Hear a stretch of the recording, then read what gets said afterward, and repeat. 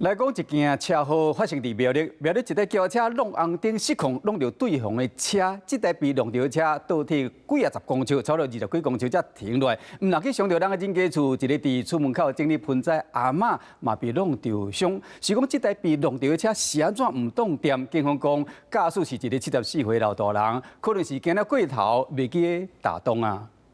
路口的青顶道，民众驶车豆豆倒越后一秒。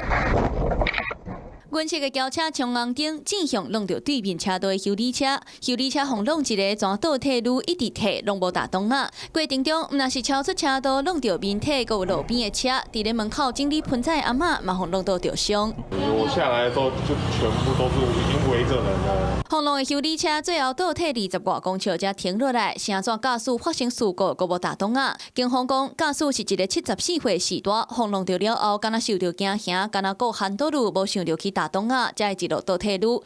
那因为修理车倒退路，碰弄到伤的阿嬷，身躯真侪乌青。妈妈就说她右边的胸口很痛，头部也痛，不敢去动它，赶快拿枕头帮她垫一下。加在阿嬷送医了后，无啥要紧，不过追究上大声的肇事者阮色轿车冲红灯冲到正向弄修理车，警方调查驾驶无食毒、食烧酒，敢若是因为细心来出车祸。